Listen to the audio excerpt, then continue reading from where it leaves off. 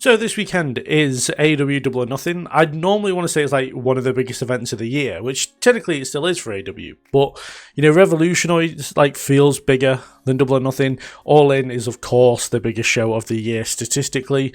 So Double or Nothing isn't really the show it once was. But this year's is alright. I feel there's going to be a lot of great wrestling throughout, but I expect that every single pay-per-view with AEW. Some matches make more sense than others. But I think overall it's going to be a really fun night of wrestling, and that's kind of the main point of why we're here, I guess. But we will get into my predictions in just a moment. And yeah, do subscribe. Nearly at 1k, but it's still like 15, maybe even 10 off nearly now. So do subscribe. There's a lot of good wrestling content coming, as well as my review of Double or Nothing on Monday or Tuesday next week. My top 10 Double or Nothing matches is coming out this weekend as well, so do look out for those. There's already my Saturday night's main event predictions and my predictions for the Owen Hart tournament on the channel, so go back and watch those. But yeah, let's get into the predictions for Double or Nothing 2026. So I think there's a few matches they could start off with. I'm going to go with my guess being they're going to start off with Moxley versus O'Reilly for the Continental Championship. So John Moxley versus Kyle O'Reilly. Because this feud has been well overdue a finale, and I feel like this is where it happens. And unfortunately, for people who are a fan of Kyle O'Reilly, I don't think he gets the win here. I think they're going to concentrate more on him being the trio champions going forward with the conglomeration. But I feel like this is going to be a fantastic match, similar to the match with Takeshita back at Revolution. Am I concerned that this is going to go a little bit longer than it should because of the no time limits? Yes. Do I think it's going to be a case of a long match? No. I feel like the Stadium Stampede is going to be a massively long match, so they're going to keep this fairly short. Oh, not fairly short. I mean, probably within the 20 minutes they would usually have, but they're saying no limits anyway. But I'm looking forward to this. The two matches that Moxley and O'Reilly had back at Wrestle Dream, I believe, and Full Gear were very good. So I don't expect this to underdeliver at all. I feel like it's going to be a fantastic technical wrestling match. With probably a little bit of more hardcore stuff just due to Moxley and how he can be on pay-per-view. But as I said, I do think Moxley is going to come out as champion. I think he's going to win the match. And I look forward to seeing what he does as Continental Champion. It wouldn't surprise me if him and Ospreay got into it maybe later in the year, but I don't think it'll be for the Continental Championship. But honestly, at the minute, I don't know if there's anyone on the roster who can beat Moxley for it. There's no one who's really positioned right now to defeat Moxley, unless it's maybe, and quite controversially, another Death Rider, which I think will be very interesting. I feel like Moxley and Claudio maybe do a rematch after what happened in the Continental Classic. So yeah, I'd love to see a situation where Moxley goes up against Claudio and Claudio gets the win and beats him for the title. I feel like that'd be a really cool story to tell. But for now, I think Moxley defeats Kyle O'Reilly. I think it's going to be a fantastic match, and yeah, I'm curious to see how it goes on with John Moxley's title reign. Moving on next to one of the matches I am looking forward to the most and I cannot wait for. And yeah, it's Kazuchika Okada versus Kazuchika Takeshita for the International Championship. And no, for me, I'm backing Takeshita all the way. Takeshita has earned himself a win here. He needs to get that championship, basically because they can then make the title what it once was, which was probably the second or third most important championship in AEW. And yes, Okada has defended it more, which is what I asked for when talking about Okada as champion. And thing is that everyone needs to defend it against. It's been pretty clear who's going to win. That's the only real issue with that, how he's been defending. But I got what I asked for, so I'm not going to complain too much. But yeah, for me, Takeshita has to get a win here. I think the Don Callis family will probably turn on him afterwards, and he'll end up just going forward as a singles babyface. But yeah, I think this is going to be one of, if not the best match on the card. And I can't wait for it. In my video at the end of last year, talking about matches I really want to see in 2026, this was one of them, and probably one of the biggest ones on that video. So yeah, very happy to get this one. The only thing that's annoying me is that we've had to wait this long for it. But yeah, there's not enough I can talk about how much I'm looking forward to about this match. And yeah, for me, as I said, I'm going to go Takeshita to become the new international champion. Following that, we have FTR defending the World Tag Team Championships in an I Quit match against Adam Copeland and Christian Cage. Now, I'm in two heads about this. I really don't want Copeland and Christian Cage as Tag Team Champions. I don't. And there's a situation in my head that could happen, that won't, where the match starts and Christian Cage just grabs the mic and goes, I quit. And Adam Copeland just looks massively betrayed. And Christian's like, I never wanted to team with you again anyway. I hate you. You took the TNT title from me, and that was like the best time of my life. I don't think they're going to do that. I think it'd be really, really awesome if they did. But I don't think that's going to be the case. Unfortunately, I think they are going to win. I think they're going to get their win here, and then it'll lead to some kind of triple threat tag team match between FTR, Kevin Cage, and the Young Bucks, where maybe they lose the titles there, maybe down the line. I don't think it'll be at the next pay-per-view. I don't think it'll be at Forbidden Door. It might be All In. I don't know if I want to be there for that, but, you know, it is what it is. But no, I think it's going to be, if they go all the way as far as Extreme goes, but I feel like they might hold back a little bit because of the Stadium Stampede. This could be a really cool match. It might be a match I really enjoy. And as much as I really don't want Copeland and Cage to win, because I want them to split up as a tag team so Christian Cage can go back to be a singles guy, I do think they're winning this, unfortunately, for me. I know there's a lot of people who are going to love the fact that Copeland and Cage are champions again, but yeah, for me, I really don't want it, and I kind of want Cage to turn on Copeland every time they wrestle, so yeah, not great, but as I said, I think that's what's going to happen at the pay-per-view. Next, I have the Stadium Stampede match, and this is what I would say is a absolute clusterfuck of teams coming together to fight just because. Because I get the whole Jericho and Ricochet feud thing, I understand that, that's fine. They probably could have just had a singles match, but instead they're doing Stadium Stampede. So the teams are somehow Jericho, the Hurt Syndicate, so Bobby Lashley and Shelton Benjamin, and the Elite, which is Kenny Omega, the Young Bucks, and Jack Perry. Because, of course, all those lot will work together. And then they're facing the Demand, so Ricochet and the Greats of Agony, members of the Don Callis family, which I believe are Andrade, El Idolo, and Mark Davis, and the Dogs, which is David Finlay and Clark Connors. Now, none of these teams make much sense. I can't imagine there's going to be much interaction as far as a team goes, but the action itself, Stadium Stampedes are always really fun matches. They're going to do the whole music thing. They're probably going to continually play Judas over and over and over again, and the fans are going to sing it. I'll probably sing it at home, or fans will sing it at home. It'll all be a big laugh until someone like probably Ricochet or like David Finlay, who's like, I believe he's a top heel, but he isn't really positioned like that in AEW. But somebody will turn it off, and then it will be what it, and then we'll just continue as it is. But yeah, no, for me, I don't know who's going to win because I don't know if I care enough. Like, I mean, I said, it's going to be a good match, don't get me wrong, but none of this makes much sense. But I think obviously I've got to choose a winner. There's a whole reason you're here is to watch me make a prediction. I'm going to go with Jericho, the Elite, and the Hurt Syndicate to get the win. Now, following this, I want the Hurt Syndicate to be as far away from Jericho as possible because I want them to go back into challenging for the Tag Team Championships. The Elite will do whatever they'll just be everywhere. They're always around, no matter what. I can't wait for Luchasaurus to be cleared again, so then him and Jack Perry can go back into the tag division as well. And yeah, I mean, I want Jericho to kind of move away from Ricochet after this. I feel like this is definitely a feud ender, but there's other people I want him to feud with, so I think that's fair enough. And hopefully this loss doesn't hurt Andrade and Ricochet specifically too much, as well as the Gates of Agony. But yeah, for me, it's going to be a really fun match, do not get me wrong, but I just think, I don't know, I just think that this is just like not very well put together, and we're just throwing people on the card just because. As I said, hopefully it'll be fun, but I'm going to go with Team Jericho to get the win. After that, we have the break glass in case of emergency women's fatal 4-way match. So pretty much, when Tony Khan doesn't have a direction for the women's division, which he hasn't over the last few months, he will just throw a 4-way together. We saw it at last year's All Out, which is pretty much the same match we're getting this time round. Apart from there's no Tony Storm and Sheeta's there instead. We saw it all in 2023, like Tony Storm, Britt Baker, Saraya and Shida.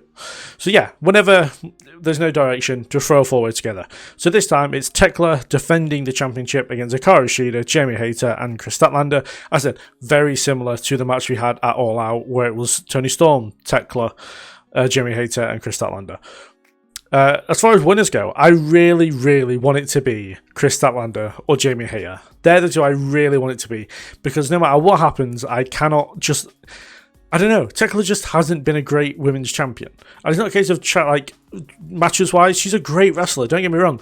She just doesn't feel like a world champion. She just feels like a bit of a loose cannon who happens to be world champion because there's no one else to be world champion because Toni Storm's out.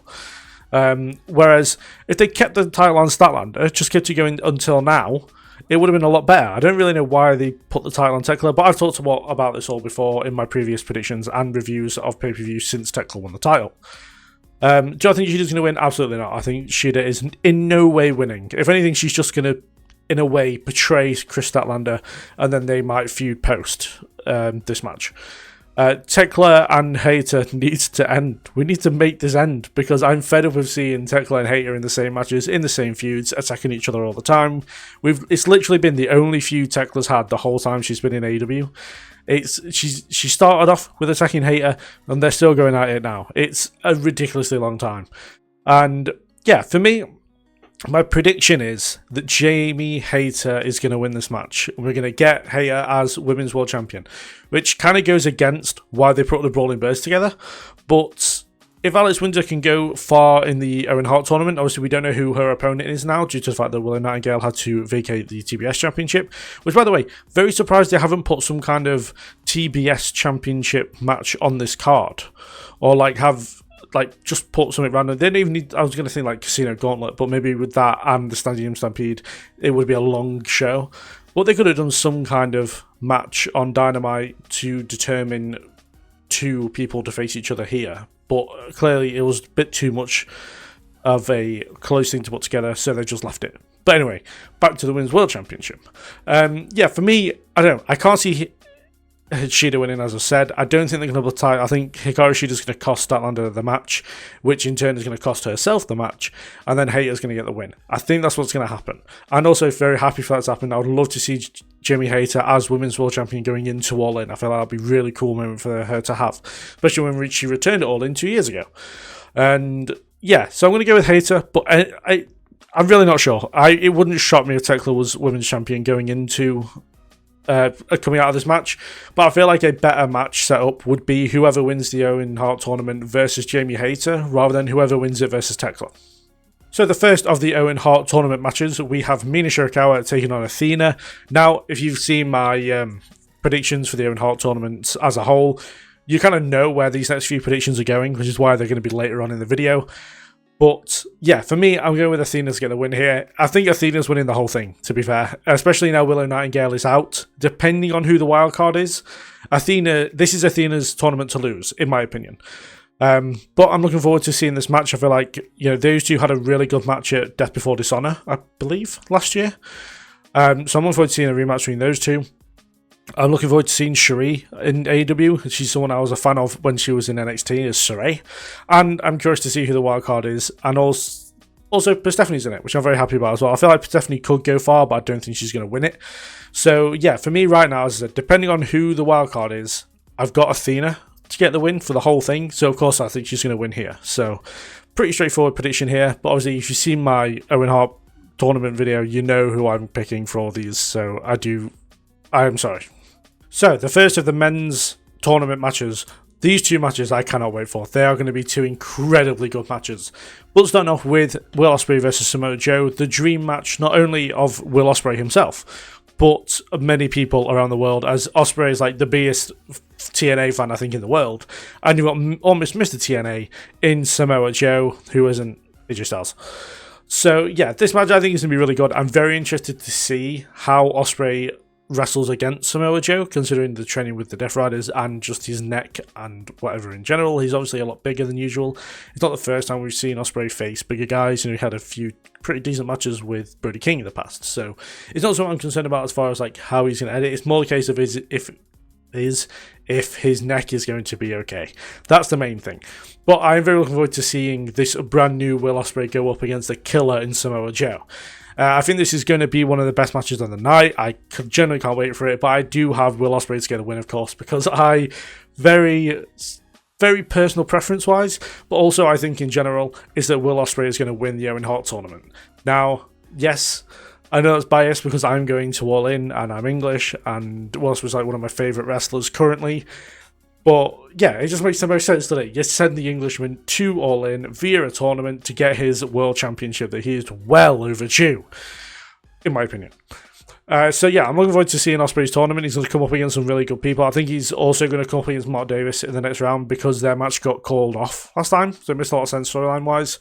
And then we get just an all-time final and Forbidden Door rematch. So yeah, that's where I think we're going. Obviously, I went through that in my Owen Hart tournament predictions, which I'm going to keep mentioning because you got to go and watch it. But yeah, I've got Will Ospreay to win this one. I think it's been an incredible match. And yeah, I'm looking forward to seeing how Ospreay edits his movesets to face Joe. Now, the other match that I think will be match of the night, I think if it's not Okada and Takeshita, it's going to be this one.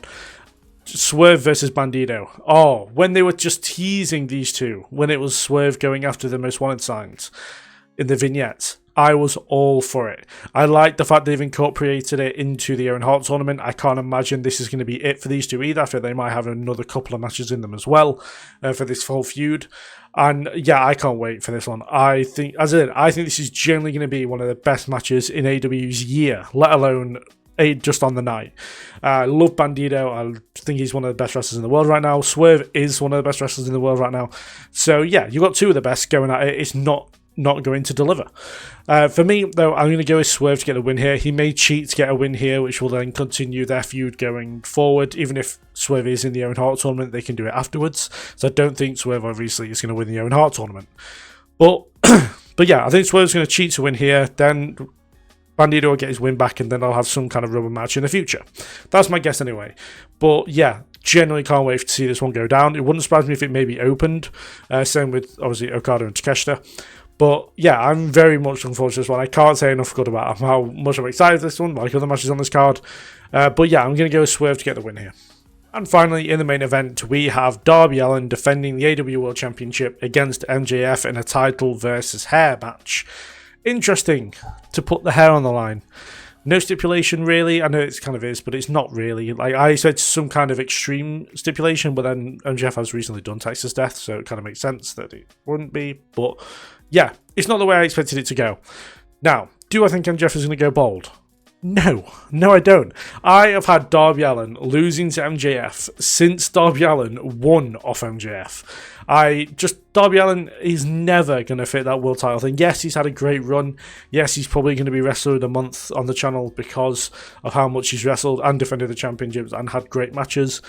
But it ends here. It's why he's defending the title so much. It's why he's having so many great matches with the title. It's because he's losing it very quickly after winning it. It's only going to be like, a month and a half. And yeah, he's going to lose it back to MJF. We can get back on track with MJF's title reign. I think it's going to be MJF and Ospreay at All In, which makes the most sense. Again, another rematch from 2 years ago. And yeah, it just makes the absolute most sense. Like, yeah, I don't understand why people think that Darby Allin going into All In as world champion, I think, would be a big mistake, because Darby Allin isn't a drawing factor, whereas MJF is. Ospreay and MJF is much more of a big match feel for a big match show than Darby Allin versus Ospreay. And I know people absolutely love Darby Allin, but this is a case of he just isn't a main guy. He's not a main character, like MJF says, and unfortunately that is the absolute truth. So yeah, I'm going with absolutely, I have zero doubts at all, MJF wins this match and becomes the new world champion. So those are my predictions for AEW Double or Nothing 2026. Do put down in the comments below what you think is going to happen on the show. Do you think we're going to get any other big moments, any other matches going to get added between now and then? Do let me know. I am interested. I don't think so, because there's no collision this week. So they obviously did the 3-hour special on Wednesday. But yeah, I'm interested in what people say. I'm interested to see who you've got for Darby Allin and MJF. I'm interested who you've got between Okada and Takeshita. And what do you think match of the night's going to be? There's a lot of contenders for what match of the night's going to be. So I'm curious to see what people have got. And as I said, I am not that far away from 1K. And if there's anything you kind of want me to do for 1K, like a special video or something, do let me know. I'll try and do something, whether it's some kind of Q&A or something. I don't know. It's up to you guys. Do let me know. And yeah, maybe I'll do like some kind of stream or something. I don't know. But let me know if you want anything in particular, and I'll see what I can do. And yeah, thank you very much for watching. Do subscribe, as I said, nearly at 1K. I want to try and get there before SummerSlam, ideally. But it feels like we can get there at pretty much any point. But yeah, lots of stuff coming up on the channel as well. There's already on the channel, like I've said, my predictions for Saturday Night's main event, which is tomorrow night. There's my top 10 matches from Double or Nothing coming up on the channel on, I believe, Saturday, or it might be Sunday, I can't remember. There'll be a review for Double or Nothing on Monday or Tuesday, and then there'll be a coverage of WWE's Clash in Italy through next week, as well as the next episode of the Retrospective, which is covering the year of 2005, which was a very interesting watch, and I very much enjoyed it, so do go and check out that video. And yeah, thank you very much for watching. I'll see you guys in the next one.